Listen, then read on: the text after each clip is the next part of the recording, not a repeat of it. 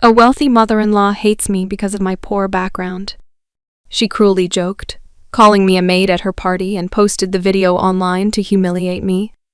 But what my husband did made her shut up. Hi everyone.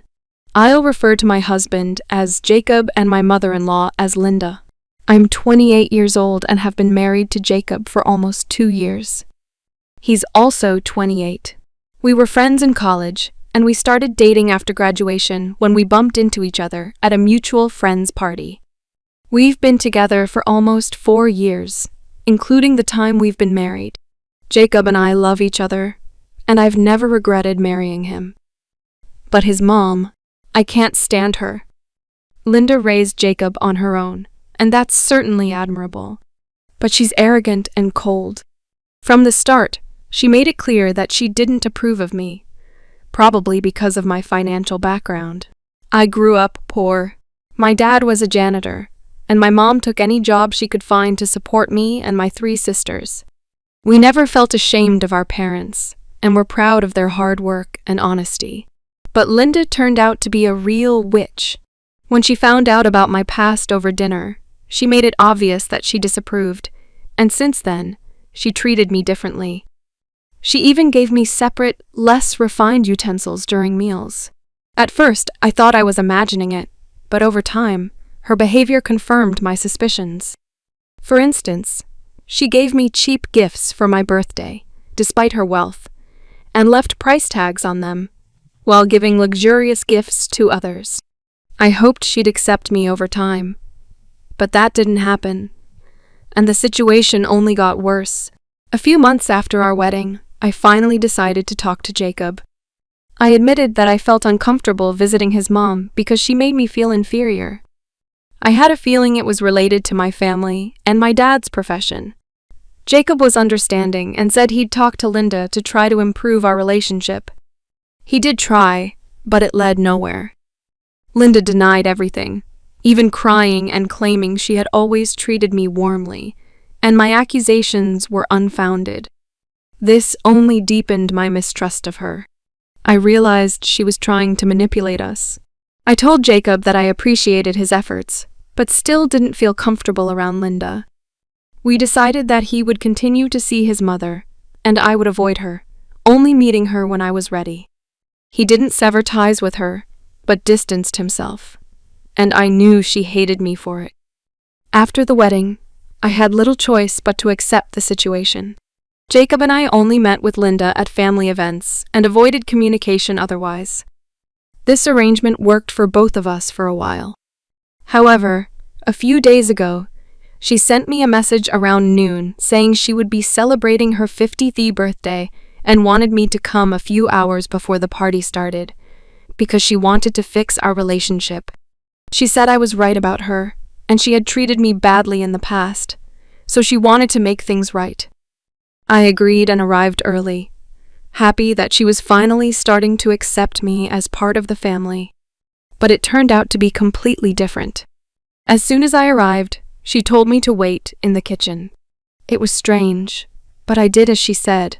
A little later, she came into the kitchen, introduced me to the staff as her maid, and recorded the moment on video. I was stunned because even for her, this was a new low. To make it worse, she laughed as if it were the funniest joke in the world. The other guests were uncomfortable too, and I was so humiliated that I started crying. I ran out of the house, got in my car, and drove home. I texted Jacob that I was going to Linda's, but he was busy with work, so he hadn't seen my message and planned to arrive at the party's start. When I got home, the house was empty. This made me feel even more lonely, and I just cried and fell asleep. A few hours later, I woke up, and Jacob was already home. He sat next to me on the bed, furiously typing something on his phone. When I asked why he wasn't at the party, he showed me the video his mom had posted online. It was the same video she had taken, with the caption saying it was a failed joke. She cut the video before I started crying to make it seem not as bad, but still posted it to humiliate me. I cried again. Jacob told me not to worry because he was doing everything he could to get the video removed, and promised that he would make his mom regret what she had done. She wasn't answering his calls or texts, probably busy with the party, but he knew she'd call him soon to ask why he hadn't shown up yet. When that happened, he promised he would give her a lesson for life. And he kept his promise. About an hour after I woke up, Linda called him. I can't repeat exactly what he said to her, but it was harsh. He ended the call with a threat to sue her for what she had done to me. After talking to her, he apologized again for not taking me seriously when I first told him I felt uncomfortable around his mom. Honestly, I didn't blame him, because when I first brought it up, I made it seem like it wasn't a big deal, so he didn't take it seriously. I also never told him about other incidents that bothered me, and Jacob isn't the most attentive or observant person, so he didn't notice them. I couldn't blame him for not severing ties with his mother, because he didn't realize how terrible she could be. But on the day of her party, I finally told him everything, and he was furious. He said I should have told him sooner, and I agreed. I really should have. He would never have let it go this far. He also apologized for being so indifferent and not noticing how his mom treated me. We talked it through, and then he called his lawyer to see if there was any legal way to hold Linda accountable for what she did. Unfortunately, we couldn't sue for emotional distress since her actions didn't result in physical harm, and even if we tried, it would likely be a waste of time. I told Jacob that there was no need for that, and suggested we just cut her out of our lives, but he said that wasn't enough, and he wanted to teach her a lesson. I saw how angry he was on my behalf, and I loved him for it, so I didn't stop him. That day, he didn't do anything. But the next morning, he told me that he had contacted his mom and gave her 3 days to publicly apologize, not only to me, but to my family, and the apology had to be in video format. Otherwise, he promised that all her business partners would find out how she treated me, which could ruin her future, as she had built her career as a female entrepreneur. However, her behavior definitely didn't seem deserving of that. I didn't want him to go to such extremes, but he insisted that it was the only way to teach Linda a lesson, so she would never treat me like that again and stop bothering us. I didn't like it at all, but I didn't argue. The next day, Jacob did indeed keep his word. Linda called him, as expected, and he gave her an ultimatum. She had 3 days to apologize publicly to me and my family, and the apology had to be in video format. If she didn't comply, Jacob promised that all her business partners would learn how she had treated me, which could seriously damage her career, as she had worked hard to build her reputation as a businesswoman. Linda, of course, didn't take this well, but she knew that Jacob was serious. A couple of days passed, and we heard nothing from Linda. We were starting to believe that she might have realized the consequences of her actions.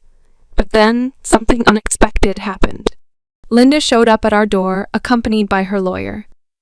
When I opened the door, she walked in without a word, not even looking at me, as if I didn't exist. She immediately called for Jacob, demanding that he meet her in the living room. It was ridiculous because Jacob was in our bedroom, and I was about to go get him anyway, so there was no need for her to shout. When Jacob entered the living room, Linda ordered him to sit on the couch. It was infuriating because she was acting as if she was at her own home, giving orders in our house.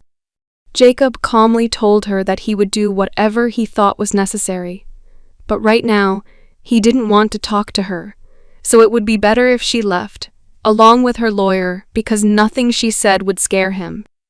But Linda didn't back down. She insisted that he sit and told him he would be interested in what she had to say. I told Jacob that he should just listen to her because I wanted her to leave quickly, and that wouldn't happen until she said whatever she had in mind. I just wanted to put an end to this, even if it meant listening to her legal threats or whatever else she had planned. Jacob sat down on the couch, and I sat next to him to show Linda who was in charge. She could ignore me all she wanted, but this was our home, and she needed to know her place. She continued to ignore me, then instructed her lawyer to read out a document she had prepared. The document stated that she wanted Jacob to divorce me, or else she would cut him out of her will and leave everything to other family members, employees, and charity. She listed the properties and assets she planned to give away, probably to intimidate Jacob into thinking about what he would lose if he stayed with me. But Jacob was completely unfazed as the lawyer read the document. It seemed like he was uninterested, twirling the ring on my finger, barely listening. When the lawyer finished reading, Linda asked Jacob if he had thought about what he was going to do, reminding him that if he stayed with me, he'd never inherit anything from her. And then the funniest thing happened. Jacob stood up, walked over to his mother, hugged her tightly, and said, "Goodbye, Mom." The look on her face went from triumphant to complete shock, and I couldn't help but laugh. After that, she finally acknowledged my presence and snapped at me. She told me to shut up and started throwing a tantrum, calling me all sorts of names that I won't repeat here. I didn't respond to her and acted like I couldn't hear her because I knew that would only make her angrier. Jacob didn't argue with her when she started yelling at me. He simply said it was better for us to go back to our room because it was getting uncomfortable. And watching her have a meltdown was awkward. We got up to leave, completely ignoring her wild rants and curses. As we walked away, we could tell we had made her even more upset. But Linda didn't stop there. She started accusing me of being a gold digger. She said she should never have approved of our marriage, and she always knew I was with Jacob for his money because, in her mind, my father was too worthless to earn anything himself. That was a step too far. She had no idea how hard my dad worked for us. I wasn't going to let anyone insult him. I didn't argue with her, but I calmly told her that my husband had just rejected her for me, despite all her wealth. So there was no way I could be a gold digger. I'm a working woman. I don't take money from my husband. I work hard and earn everything on my own. So she had no idea what she was talking about. I then told her to leave my house, or I'd call the police. Finally, she left, but her visit left a bad taste in my mouth. It was unpleasant, but at least we had cleared a lot of things up, and now she knew not to mess with us. I hoped she'd take the hint and leave us alone. Update 3. Hey, guys! I'm writing here again because Linda did something so low and vile that I can't believe she thought she'd get away with it. It's been about 2 weeks since her visit to our house, and since she hadn't done anything or tried to contact us, Jacob and I thought this phase was finally over, and we could go back to normal life. But no. About an hour ago, my parents called to tell me that Linda showed up at their house. It was awful. She barged into their home, insulting them, calling them bad parents who raised a greedy, cunning bee. Her words, she said a lot of other things about me, but that wasn't even the worst part. She told my mom that if she had spent more time at home raising us instead of trying to make money, maybe we would have turned out better. Of course, she insulted my dad again, saying that she should have never allowed her only son to marry a woman from such a family as ours. She said that, considering my dad was used to cleaning up other people's mess, it's no wonder his daughters turned out to be so filthy. My parents were almost crying when they told me everything she said, and I couldn't contain my rage. I'm still seething, and the thought of how she yelled at my parents in their own home just makes me boil. I'm writing this while at work, so I can't do anything right now. But as soon as my workday is over, I'm going to Linda's and telling her everything I think about her, because she definitely deserves it. I immediately texted Jacob about what happened as soon as I found out, but he's busy with work and hasn't responded yet. Honestly, I don't want him to come with me, but I warned him not to be surprised if Linda calls him crying about what I said to her. Update 4. Hey. I'm home now. I got back from Linda's about 3 hours ago, and honestly, it felt incredible to finally yell at her and say everything I've been thinking. She didn't seem surprised when I showed up at her house. She opened the door with that smug grin of hers, and at that moment, I completely lost it. She didn't even need to say anything to anger me. I was already boiling. I shoved her aside and walked into the house, then immediately asked if it was true that she had gone to my parents' house and said all those awful things.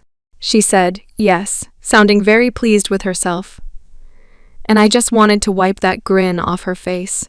I yelled at her as loudly as I could, and I swear the house shook. She was so stunned by how loud I was, she actually took a few steps back. Now, thinking about it, it was almost funny because she was completely shocked. Normally, I'm calm and soft-spoken, and I try not to yell, so I was even surprised by how loud I was. I continued calling her a hypocrite and a pathetic excuse for a person. I told her that she had failed as a mother, because she never once tried to put Jacob's happiness above her own ambitions. And that's why she was doing everything she could to destroy our marriage. But lucky for her, that wouldn't work because Jacob and I love each other, and we're strong enough to handle it, unlike her, who has no idea what love even means. That was a low blow, but I also told her that I was glad her husband died when Jacob was still little, because he probably wouldn't have been able to live with her. I called her worse than any disease he could have suffered from. And that's when she started crying. But I didn't stop. I yelled at her for a few more minutes until I finally ran out of steam. By then, she was completely devastated, and that was exactly what I wanted.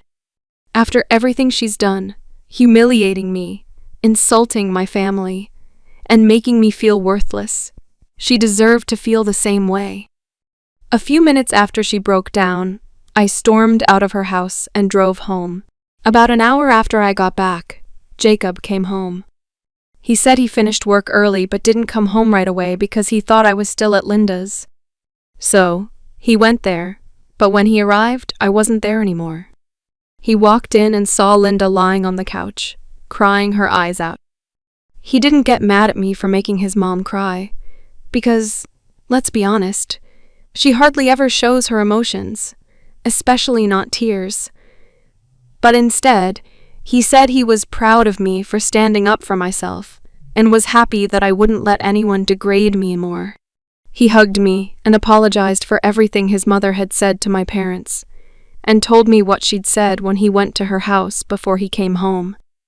The conversation was short, but it was probably the last time Jacob would ever speak to Linda. He told her that we would avoid seeing her, and if she ever tried to bother us again, we'd get a restraining order. When Jacob asked her about what I had said, she repeated everything, including my comments about his father. Linda expected him to defend her and finally say he was going to leave me because I had crossed the line. But once again, he disappointed his mother by saying he didn't find what I said offensive, because Linda had said far worse things about my family. In his eyes, she had earned it. Then they argued again. Linda accused Jacob of not valuing her, and only siding with me because I pretend to be innocent and soft. But Jacob answered that it wasn't about that. The only reason he sided with me was that I was right. I had never tried to hurt her or make her feel worse. It was always her who treated me badly, and even when she was given a chance to fix things, she didn't take it. Instead, she turned the blame on me and tried to manipulate the situation. So now, she couldn't complain, because she had plenty of chances to make things right. And she didn't. Now that I had finally stood up for myself, Linda couldn't play the victim anymore or make me out to be the villain. After that, Jacob just left her house, even though she was shouting at him to come back and threatening that he had to leave me. But he said he had already made his choice, and nothing else mattered. It was honestly really touching. We're still seeing a family counselor because it's been helping a lot, but now we're certain that we'll always have each other's backs. And that's all I really wanted. Update 5. It's been a few months since we finally cut ties with Linda. She hasn't tried to contact us, and we've finally been able to live peacefully. Jacob and I continue to work on our relationship with the family counselor, and it's really helping us understand each other better and support each other during tough times. As for Linda, It seems like she's accepted that she's lost her son. We've heard from mutual acquaintances that she's become more reclusive and rarely appears in public anymore. Maybe this is her way of dealing with the loss, but I don't feel sorry for her. She made her choice, and now she has to live with the consequences. Jacob and I have become even closer after everything that happened. We've learned to listen to each other more and not be afraid to talk about our feelings. I'm grateful that we have each other and that we managed to get through all of this together. Thanks to everyone who supported us and gave advice. Your words really helped me find the strength to stand up for myself and my family. I hope our story encourages others not to be afraid to stand up for themselves and their loved ones, even when it feels hard. The end.